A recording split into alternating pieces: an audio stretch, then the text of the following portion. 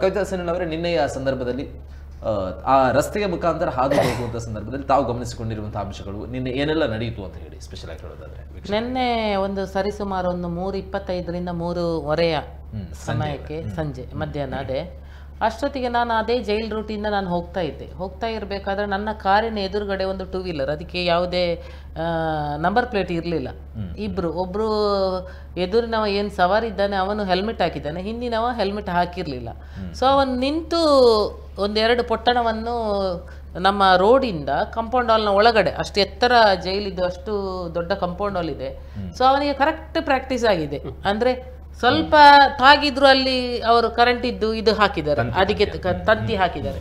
So ಅದಕ್ಕೆ ಬೀಳ್ಬೋದು, ಕೆಳಗೆ ಬೀಳ್ಬೋದು, ಏನೋ ಒಂದಿರ್ಬೋದು. ಕರೆಕ್ಟ್ ಅವ ಥ್ರೋ ಮಾಡಿದ್ದಾನೆ.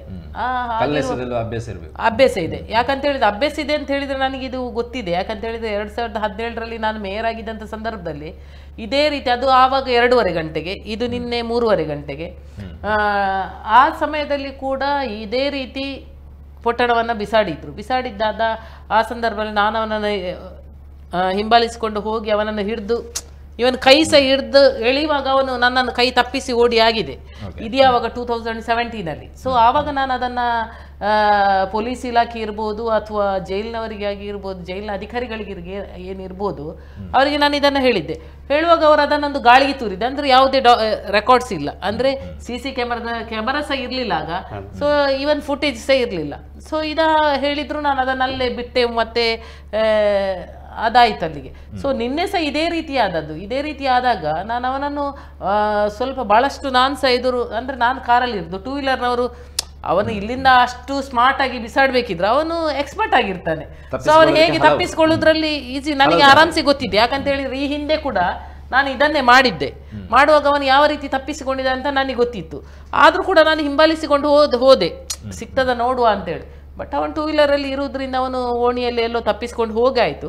ಮತ್ತೆ ನಾನು ವಾಪಸ್ ತಿರ್ಗಾ ಅಲ್ಲೇ ಬಂದರೆ, ಅಂದರೆ ಬಿಸಾಡಿದಲ್ಲಿ ಇರಬೇಕಲ್ಲ. ಸೊ ಅಲ್ಲಿರುವಾಗ ಒಂದಲ್ಲಿ ಪೊಲೀಸ್ ಒಬ್ಬ ಪೇದೆ ಕಾನ್ಸ್ಟೇಬಲ್ ಅಲ್ಲೇ ಕೂತಿದ್ದಾನೆ. ನಾನು ಕೇಳಿದೆ ಅವನ ಹತ್ರ, ನೀನು ಎಷ್ಟು ಹೊತ್ತಿಂದ ಇಲ್ಲಿದ್ದಿ ಅಂತ. ಅವನು ಹೇಳಿದ, ನಾನು 1-1:30 ಗಂಟೆ. ನೀನು ಇಲ್ಲಿಂದ ಬಿಸಾಡಿದ್ದು ನೋಡಲಿಲ್ವ ಅಂತ ಇಲ್ಲ ಹೇಳ್ತಾನೆ ಅವನು. ನನಗೆ ಗೊತ್ತೇ ಇಲ್ಲ, ನಾನು ನೋಡಲೇ ಇಲ್ಲ ಹೇಳಿದೆ. ಆಮೇಲೆ ನಾನು ನಮ್ಮ ಯುವ ಮೋರ್ಚಾದ ಅಧ್ಯಕ್ಷ ನಂದನ್ ಮಲ್ಯ ಇದ್ದಾರೆ, ಅವರಿಗೆ ಕಾಲ್ ಮಾಡಿದೆ, ಹೀಗೆ ಆಗಿದೆ, ನೀವು ಇಮಿಡಿಯೇಟ್ ಬನ್ನಿ ಅಂತ. ಅವ್ರ ಅಕ್ಕ ನಾನು ಬಂದೆ 5 ನಿಮಿಷದಲ್ಲಿ ನಾನು ಬರ್ತೇನೆ ಅಂತೇಳಿ ಅವರು ಇಮಿಡಿಯೇಟ್ ಅವ್ರು ಸಹ ಬಂದರು. ವಿದಿನ್ 5 ಮಿನಿಟ್ಸಲ್ಲಿ ಅವ್ರು ಸಹ ಅಲ್ಲಿ ಬಂದರು. ಮತ್ತು ನಾನು ಶಾಸಕರ ವೇದವ್ಯಾಸ ಕಾಮತ್ ಅವರು ವೇದಣ್ಣನಿಗೆ ಸಹ ಕಾಲ್ ಮಾಡಿದೆ. ಸ್ವಲ್ಪ ಒಂದು ಅರ್ಧ ಗಂಟೆಯಲ್ಲಿ ಅವರು ಸಹ ಮತ್ತೆ ಅಲ್ಲಿಗೆ ಬಂದರು. ಹಾಗಿರುವಾಗ ನಾವೆಲ್ಲ ಅದನ್ನು ನೋಡಿದಾಗ ಇಲ್ಲಿ ಏನು ಅಂತ ಹೇಳಿದರೆ, ಇದು ಜೈಲಿನ ಅಧಿಕಾರಿ ಏನು ಒಳಗಿಂದ ನಾವು ಕೇಳಿದಾಗ ಬಿಸಾಡಿದಾರ. ಈಗ ನನ್ನ TV ಇದು ಕಾರಿನ ಡ್ಯಾಶ್ಬೋರ್ಡ್ ಕ್ಯಾಮರಾದಲ್ಲಿ ರೆಕಾರ್ಡ್ ಆಗಿದ್ದಕ್ಕೆ ಇವರು ಒಪ್ಪಿಕೊಂಡ್ರು. ಇಲ್ಲದೇ ಇದ್ರೆ ಇವರು ಇವತ್ತು ಕೂಡ ಲಾಸ್ಟ್ ಏನು 2017ನಲ್ಲಿ ಆಗಿದೆ ಅದೇ ರೀತಿ ಇದನ್ನು ಮಾಡ್ತಾರೆ. ಇನ್ನೊಂದು ಏನು ಅಂತ ಹೇಳಿದ್ರೆ, ಈಗ ಕುಂದೇಶ್ವರ್ ಅವರು ಹೇಳಿದಾಗೆ ಇದು ಜೈಲಿನ ಅಧಿಕಾರಿ ಇರ್ಬೋದು ಅಥವಾ ಪೊಲೀಸ್ ಇಲಾಖೆ ಆಗಿರ್ಬೋದು, ಅವ್ರಿಗೆ ಗೊತ್ತಿಲ್ಲದೆ ಮಾಡುದಿಲ್ಲ. ನೋಡಿ, ಅವನು ಹೆಲ್ಮೆಟ್ ಇಲ್ಲದೆ ಹೋದ, ಹೆಲ್ಮೆಟ್ ಇಲ್ಲದೆ ಅದನ್ನು ಬಿಸಾಡಿದ, ನಂಬರ್ ಪ್ಲೇಟ್ ಇಲ್ಲ. ಯಾರೋ ಒಬ್ಬ ಸವಾರರು ಇವರು ತ್ರಿಬಲ್ ರೈಡ್ ಹೋದರೆ ಹೆಲ್ಮೆಟ್ ಇಲ್ಲದಿದ್ದರೆ ಫೋನಲ್ಲಿ ಮಾತಾಡಿದರೆ ಅಡ್ಡಗಟ್ಟಿ ಪೊಲೀಸ್ನವರು ನಿಲ್ಲಿಸಿ ಕೇಸ್ ಹಾಕ್ತಾರೆ. ಇದೆಲ್ಲ ಅವ್ರಿಗೆ ಗೊತ್ತಿಲ್ವಾ? ಗೊತ್ತಿದ್ದು ಇದನ್ನು ಸುಮ್ಮನೆ ಬಿಡ್ತಾ ಇದ್ದಾರೆ. ಅಥವಾ ಅವರು, ನಾನು ಕೇಳಿದೆ, ನಿಮ್ಮ ಕ್ಯಾಮರಾದಲ್ಲಿ ರೆಕಾರ್ಡ್ ಆಗಲಿಲ್ಲ ಪೊಲೀಸ್? ಇಲ್ಲ, ಆ ಟೈಮಲ್ಲಿ ಆ ಪೊಲೀಸ್ ಎಲ್ಲ ಆ ಕಡೆ ಹೋದದ್ದು. ಅಂದರೆ ಇದೆಲ್ಲ ಏನು ಅಂತ ಹೇಳಿದ್ರೆ ಸೆಟ್ಟಿಂಗ್. ಪೊಲೀಸ್ ಇಲಾಖೆ ಹೇಳ್ತದೆ ಹೀಗೆ ಅವನು ಬರ್ತಾನೆ, ನಾಳೆ ಅವರು ಸಿಕ್ಕಾಕೊಳ್ಬಾರ್ದು. ಅಲ್ಲ, ಪೊಲೀಸ್ ಇಲಾಖೆ ಅಲ್ಲ, ಅವರಿಗೆಲ್ಲ ಯಾರೊಬ್ರು ಎಲ್ಲ ಅಡ್ಜಸ್ಟ್ಮೆಂಟ್ ಸೆಟ್ಟಿಂಗ್ ಇದೆ. ಏನು ಅಂತ ಹೇಳಿದ್ರೆ, ನಾಳೆ ಅವನು ಕ್ಯಾಮರಾದಲ್ಲಿ ಏನಾದರೂ ಬೈ ಚಾನ್ಸ್ ರೆಕಾರ್ಡ್ ಆದ್ರೂ ಸಹ ಅವನು ಹೇಳ್ಬೋದಲ್ಲ ನಾನು ಅಲ್ಲಿ ಇರಲಿಲ್ಲ ಅಂತ. ಆ ಸಮಯಕ್ಕೆ ಕರೆಕ್ಟ್ ಅವನಿಗೆ ಸಹ ಹೇಳಿರ್ಬೋದು, ನೀನು ಅಲ್ಲಿಂದ ಎದ್ದು ಹೋಗು ಅದು ಇದು ಅಂತ. ಇದು ನಾನು ನೋಡಿ, ಕೈದಿಗಳನ್ನು ನಾವು ಒಂದು ಕಡೆಯಿಂದ ಈ ಪೊಲೀಸ್ ಇಲಾಖೆ ಏನು ಸರ್ಕಾರ ಇದೆ, ಇದರಲ್ಲಿ ಯಾವ ರೀತಿ ಏನು ಮಾತಾಡೋದು ಅಂತಲೇ ಅರ್ಥ ಆಗೋದಿಲ್ಲ. ಯಾಕಂತ ಹೇಳಿದರೆ ಕಾನೂನು ಸುವ್ಯವಸ್ಥೆ ಕಂಪ್ಲೀಟ್ ಹದಗೆಟ್ಟು ಹೋಗಿದೆ, ಯಾವುದೇ ರೀತಿ ಇದಿಲ್ಲ. ಯಾಕಂತ ಹೇಳಿದರೆ ನೋಡಿ, ಈಗ ಅವರಿಗೆ ಒಂದು ಕಡೆಯಿಂದ ಪೊಲೀಸ್ ಇಲಾಖೆಗೆ ಗೊತ್ತಿದ್ದು ಇದನ್ನು ಅವರು ಹೇಳ್ತಾರೆ, ಒಂದು ಕಡೆಯಿಂದ ಬೇಜವಾಬ್ದಾರಿಯುತವಾದಂಥ ಒಂದು ಆನ್ಸರ್ ಹೇಳ್ತಾರೆ, ಅದು ಚಾಹುಡಿ ಅಂತೇಳಿ. ಎಷ್ಟು ಈಸಿಯಾಗಿ ಹೇಳ್ತಾರೆ ಅದು. ನಾವು ಕೇಳಿದರೆ ಸರಿ ಅದರಲ್ಲಿ ಏನಿತ್ತು ಏನು ಎಂತ ಅಂತ ಸಿಕ್ಕಿದಂತಾಯಿತು, ಆದ ಕೂಡಲೇ ಅವರು ಚಾಹುಡಿ ಹೇಳ್ತಾರೆ. ಒಂದು ಕಡೆಯಿಂದ ನೋಡಿ, ನಾವು ಅಲ್ಲಿ ಅದರ ಒಳಗಡೆ ಹೋಗುದು, ಜೈಲಿನಲ್ಲಿ ಇರುವಂಥವ್ರು ಯಾರು ಖೈದಿಗಳು, ಅವರಿಗೆ ಇಷ್ಟು ಪೊಲೀಸ್ನ ಇಷ್ಟು ಸರ್ಪಗಾವಲು ಅವರಿಗೆ ಇದ್ದು ಈ ರೀತಿ ಇವರು ಮಾಡ್ತಾರಂತ ಹೇಳಿದ್ರೆ ಅವರನ್ನು ಬಿಡಿ. ಅವರು ಇವತ್ತು ಯಾವುದು ಇದು ಗಾಂಜಾವ ಅದ ಕೇಸಲ್ಲಿ ಅವರು ಒಳಗೆ ಹೋಗಿರ್ತಾರೆ. ಅವರಿಗೆ ಇದೇ ರೀತಿ ಇವರು ಹೊರಗಿಂದ ಗಾಂಜಾ ಸಪ್ಲೈ ಮಾಡುದಿದ್ರೆ ಅವರನ್ನು ಹೊರಗೆ ಒಳಗೆ ಇಡಬೇಕು, ಬಿಡ್ಬೋದಲ್ಲ ಆರಾಮ್ಸೆ. ಹಾ, ಯಾಕೆ ಹೀಗೆ ಮಾಡಬೇಕು? ಹೊರಗೆ ಬಿಡ್ಬೋದು. ವ್ಯವಸ್ಥೆಗಳು ಕೂಡ ಇದೆ. ಬಿರಿಯಾನಿ ಕೊಡ್ತಾರೆ, ಫೋನ್ ಕೊಡ್ತಾರೆ, ಬಿರಿಯಾನಿ ಕೊಡ್ತಾರೆ. ನೋಡಿ, ಎಷ್ಟೋ ವರ್ಷದ ಹಿಂದೆ ನನಗೆ ನೆನಪಿದೆ, ಡಬಲ್ ಮರ್ಡರ್ ಆಯ್ತು ಅಲ್ಲಿ. ಇವರು 2015 ಹೌದು, ಕರೆಕ್ಟ್, 2015ರಲ್ಲಿ ಮಾಡೂರು ಯೂಸುಫ್ ಮತ್ತೆ ಗಣೇಶ್ ಎರಡು ಅಲ್ಲಿ ಡಬಲ್ ಮರ್ಡರ್ ಆಯ್ತು. ಹೇಗೆ ಆಯ್ತು? ನವೆಂಬರ್ನಲ್ಲಿ. ಹೇಗೆ ಆಯ್ತು? ಮಾರಕಾಸ್ತ್ರಗಳು ಕೂಡ ಸಪ್ಲೈ ಆಗ್ತದೆ. ನಾನು ಹೇಳುದು ಇಷ್ಟೇ, ನೋಡಿ, ನಾವೊಂದು ಜನಪ್ರತಿನಿಧಿಯಾಗಿ ನಮಗೆ ನನ್ನ ನೇಚರ್ ಏನು ಅಂತ ಹೇಳಿದ್ರೆ, ನಾನು ಏನೋ ಒಂದು ನೋಡಿದ್ರೆ ಅದನ್ನು ಸೀದಾ ಹೋಗುವಂಥದ್ದು ನಮಗೆ ಆಗುದಿಲ್ಲ. ನಾನು ಅದು ನೋಡಿದ್ರೆ ಏನೋ ಒಂದು ನಮ್ಮ ಕೈಯಲ್ಲಾದದಷ್ಟು ಏನಾದರೂ ಒಂದು ನೋಡುವ ಅಂತೇಳಿ ನಾವು ಟ್ರೈ ಮಾಡೋದು ಅಷ್ಟೇ.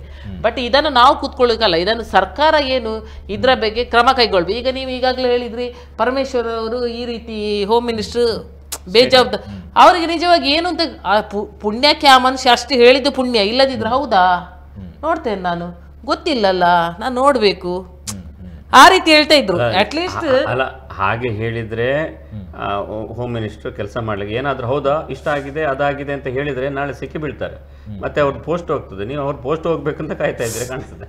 ಹಾಗೆ ಪೋಸ್ಟ್ ಅಲ್ಲಿ ಇದು ಕೂಡ ಪ್ರಯೋಜನ ಇಲ್ಲ.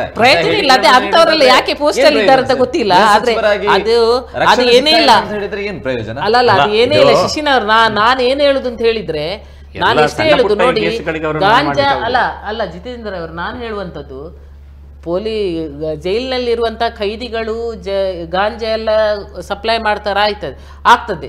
ಆದ್ರೆ ಇದೇ ರೀತಿ ಗಾಂಜಾ ಅವರಿಗೆ ಸಿಗ್ತದೆ ನೋಡಿ. ಎಷ್ಟೋ ಗೂಡಗಳು, ಎಷ್ಟೋ ವಿದ್ಯಾರ್ಥಿಗಳು, ಎಷ್ಟೋ ಜನ ಇದರಿಂದ ಎಷ್ಟು ಹಾಳಾಗ್ತಾ ಇದ್ದಾರೆ. ಇದ್ರ ಬಗ್ಗೆ ಪೊಲೀಸ್ ಇಲಾಖೆ ನೋಡ್ಬೇಕಲ್ಲ, ಅವರಿಗೆ ಅಷ್ಟು ಈಸಿಯಾಗಿ ಸಿಗ್ತದೆ. ಹಾಗಾದ್ರೆ ಹೊರಗಿರುವಂತ ವಿದ್ಯಾರ್ಥಿಗಳಿಗೆ ಇನ್ನೂ ಈಸಿ ಆಯ್ತಲ್ಲ. ಜೈಲಿನಲ್ಲಿ ಎಷ್ಟು ಸರ್ಪಗಾವಲಿದ್ದುಕೊಂಡೇ ಇವರು ಅಲ್ಲಿ ಒಳಗೆ ಹೋಗಿ ಬಿಸಾಡಿ ಅಷ್ಟಷ್ಟು ಎರಡೆರಡು ದೊಡ್ಡ ದೊಡ್ಡ ಪೊಟ್ಟಣವನ್ನು ಬಿಸಾಡ್ತಾರಂತ ಹೇಳಿದ್ರೆ, ನಮ್ಮ ಎಷ್ಟೋ ವಿದ್ಯಾರ್ಥಿಗಳು ಹಾಳಾಗ್ತಾ ಇದ್ದಾರೆ. ಕೇರಳದಿಂದ ಪಕ್ಕದಲ್ಲೇ ಇದೆ. ಅದನ್ನು ನಾವು ಹೇಳುದು, ಕಾಲೇಜುಗಳಿಗೆ ಗಾಂಜಾ, ಕಾಲೇಜ್ ವಿದ್ಯಾರ್ಥಿನಿಯರಿಗೆ ಗಾಂಜಾ ಸಾಗಾಟ ಮಾಡ್ತಾ ಇದ್ದೊಂದು ಕಪಲ್ ಇದ್ರು. ಅವರನ್ನ ಇವರು 2 ವರ್ಷದ ಹಿಂದೆ ಹಿಡಿದಿದ್ರು. ಅಂದ್ರೆ ಸಿಕ್ಕಾಬಟ್ಟೆ ಅವ್ರ ಹತ್ರ ಗಾಂಜಾ ಎಲ್ಲ, ಅಂದ್ರೆ ಅವರು ಟಾರ್ಗೆಟ್ ಯುವ ಜನರನ್ನೇ ಟಾರ್ಗೆಟ್ ಮಾಡ್ತಾ ಇದ್ವು ಅಂತ ಒಂದು ಇಬ್ರು ದಂಪತಿಗಳನ್ನು ಅರೆಸ್ಟ್ ಮಾಡಿದ್ರು ಪೊಲೀಸರು. ಅಂದ್ರೆ ಅದು ಎಷ್ಟೋ ಒಂದು ಇದರಲ್ಲಿ ಒಂದು ಟಿಪ್, ಅಂದ್ರೆ ಸಣ್ಣ ಒಂದು ಅಷ್ಟೇ, ತುಂಬಾ ಜನ ಇದ್ದಾರೆ ಇದರಲ್ಲಿ ಸಕ್ರಿಯವಾಗಿ. ಅದೊಂದು ದೊಡ್ಡ ಜಾಲ. ಆದರೆ ಮಂಗಳೂರು ಪೊಲೀಸ್ ಕಮಿಷನರೇಟ್ಗೆ ಒಂದು ಖುಷಿ ಅಂದ್ರೆ ನಾವು ಅವ್ರನ್ನ ಪ್ರೋತ್ಸಾಹಿಸಬೇಕು ಅಥವಾ ಅವರಿಗೆ ಶ್ಲಾಘಿಸಬೇಕು. ಯಾಕೆ ಹೇಳಿದ್ರೆ, ಮೊನ್ನೆ ಗಾಂಜಾ ಹಿಡಿದ್ರು 100 kg ಜಾಸ್ತಿ. ಏನೇ ಆಗ್ಲಿ, ಅಷ್ಟು ದೊಡ್ಡ ಮಟ್ಟದ ಗಾಂಜಾ, ರಾಶಿ ಗಾಂಜಾ ಸಾವಿರದಲ್ಲಿ ಒಂದು ಕೇಸ್ ಆದ್ರೆ ಒಂದು ಮಾಡ್ತಾರೆ. ಯಾಕಂತ ಹೇಳಿದ್ರೆ ಜನರನ್ನು ಸಮಾಧಾನಪಡಿಸ್ಬೇಕಲ್ಲ. ಅದ್ ನೋಡಿ, ಇವತ್ತು ನಾನೊಂದು 1 ನಿಮಿಷ ನಾನು ಹೇಳ್ತೇನೆ. ನಿನ್ನೆ ಈ ಇನ್ಸಿಡೆಂಟ್ ಆಯ್ತು, ಇವತ್ತು ನಾನೀಗ ಅದೇ ರೂಟ್, ಅಂದ್ರೆ ನಾನು ಹೋಗುದು ಬರೋದು ಅದೇ ರೂಟಲ್ಲಿ ಬರ್ತಾ ಇರ್ತೇನೆ. ಸೊ ಹೋಗೋ, ಇವತ್ತು 2-3 ಜನ ಪೊಲೀಸ್ ಅವರು ನಿಂತಿದ್ದಾರೆ. ಎಂತದಕ್ಕೆ? ಈಗ ಅಲ್ಲಿ ಗಾಂಜಾ ಕೊಟ್ಟದ್ದು 2 ಕಟ್ಟ ಉಂಟು ದೊಡ್ಡದು, ಅದು ಮುಗಿಲಿಕ್ಕೆ ಇನ್ನೂ ಟೈಮ್ ಉಂಟು. ಅದು ಈಗ ಇಷ್ಟು ಬೇಗ ಇವರಲ್ಲಿ ಇಡಬೇಕು ಅಂತಿಲ್ಲ. 2-3 ಜನ ಇವತ್ತು ಇಟ್ಟು ಸಹ ಏನ್ ಪ್ರಯೋಜನ ಹೇಳುದು? ಹೊರಗಡೆ ಸಿಕ್ಕಂತ ಗಾಂಜವನ್ನ ಹಿಡಿಯೋದ್ರಲ್ಲಿ ಪೊಲೀಸರ ಯಶಸ್ವಿ ನಿಜ, ಇಲ್ಲ ಅಂತ ಹೇಳುದಿಲ್ಲ. ಬಟ್ ಅದೇ ಕಳ್ಳರನ್ನ ಒಳಗೆ ಹಾಕುವಂತದ್ದು, ಅವ್ರು ತಪ್ಪು ಮಾಡಿದ್ದಾರೆ ಅಂತ ಹೇಳಿ ಒಳಗೆ ಹಾಕ್ತಾರೆ. ಅದೇ ಕೆಲಸ ಮುಂದುವರಿಸಿದ್ರೆ ಜೈಲಿಗೆ ಯಾಕೆ ಹಾಕ್ಬೇಕು? ಅವರಿಂದ ಗಾಂಜಾ ವಶಪಡಿಸಿ ಮನೆ ಕಳಿಸಬಹುದಲ್ವ? ಅಲ್ಲ, ಅದ್ರಲ್ಲೂ ಒಂದು ಲಾಭ ಇದೆ ನೋಡಿ. ಊರೆಲ್ಲ ಗಾಂಜಾವನ್ನ ಹಂಚಿತ್ತವ, ಕೊನೆಗೆ ಅವ ಜೈಲಿಗೆ ಹಾಕಿದ್ರೆ ಅವನು ಬೇರೆಯವ್ರಿಗೆ ಹಂಚುದು ಕಮ್ಮಿ ಆಯ್ತು. ಅವನಿಗೆ ಜೈಲಿನೊಳಗೆ ಅವನಿಗೆ ಮಾತ್ರ ಸಪ್ಲೈ ಮಾಡ್ಬೇಕು. ಅಂದ್ರೆ ಒಂದು ದೊಡ್ಡ ಸಪ್ಲೈ ನೆಟ್ವರ್ಕ್ ಕಟ್ ಆಗ್ತದೆ ಒಂದೊಂದು ಕಡೆ. ಹೇಳ್ತೇನೆ, ಕರ್ನಾಟಕ ಸರ್ಕಾರದ ಸಿದ್ದರಾಮಯ್ಯರವ್ರದ್ದು ಏನು 5 ಗ್ಯಾರಂಟಿ ಇದೆ ನೋಡಿ, ಅದ್ರ ಜೊತೆಗೆ ಇದೊಂದು ಏನು ಖೈದಿಗಳಿಗೆ ಗಾಂಜಾ ಇದು ಭಾಗ್ಯ ಅಂತೇಳಿ. ನೀವು ಮೇಯರ್ ಆಗಿದ್ದು ಕಾಂಗ್ರೆಸ್ನ ಟೈಮ್ನಲ್ಲೆಲ್ಲ ಮೇಯರ್ ಆಗಿದ್ದಾಗ, ಕಾಂಗ್ರೆಸ್ ಅಲ್ಲಿ ಮೇಯರ್ ಆಗಿದ್ರು ಸಹ, ನಾನು ಆವಾಗ ಸಿದ್ದರಾಮಯ್ಯರು ಸಿಎಂ ಆಗಿದ್ದಾಗ ಕೂಡ, ಸಿಎಂ ಆಗಿದ್ದಾಗ ಕೂಡ ನಾನು ಇದೇ ರೀತಿಯನ್ನ ಹಿಡಿದು ನಾನು ಆ ಸಂದರ್ಭದಲ್ಲಿ ಹೇಳಿದ್ದೇನೆ. ಅಲ್ಲ, ನಾನು ಅವಾಗ ಅದು ಯಾರೇ ಆಗ್ಲಿ, ಅಲ್ಲ, ಅದು ಯಾವುದೇ ಇರ್ಲಿ, ಏನೇ ಇರ್ಲಿ. ಸಿದ್ದರಾಮಯ್ಯ ಮತ್ತು ನೀವು ತುಂಬಾ ಒಂದು ಒಳ್ಳೆ ಆತ್ಮೀಯತೆಯಲ್ಲಿ ಇದ್ರಿ. ಅಲ್ಲ, ಆತ್ಮೀಯತೆಯಲ್ಲಿ ಆ ಪ್ರಶ್ನೆ ಅಲ್ಲ. ನಾನು ಹೇಳುದು ಏನು ಅಂತ ಹೇಳಿದ್ರೆ, ಅದು ಏನೇ ಇದ್ರೂ ಸಹ ತಪ್ಪು ಮಾಡಿದ್ದನ್ನು ನಾವು ಅದನ್ನು ಸುಮ್ಮನೆ ನೀವು ಇದ್ದುಕೊಂಡು ಏಕಾಏಕಿ ಈಗ ಹೋಗುವಂಥದ್ದಲ್ಲ. ಕಾಂಗ್ರೆಸ್ ಸರ್ಕಾರದ ಬಗ್ಗೆ ಅಂದ್ರೆ ಫುಲ್ ರಿವರ್ಸ್ ಗೇರ್ ಹೊಡೆಯುವಾಗ ನಾನು ಒಂದು ಕೇಳಿದ್ದಷ್ಟೇ ಕುತೂಹಲಕ್ಕಾಗಿ, ತಪ್ಪಂತಲ್ಲ. ಫುಲ್ಲು ರಿವರ್ಸ್ ಹೊಡೆಯುವುದು ಅಂತಲ್ಲ. ಒಂದು ದೂರವಾಣಿ ಕರೆ.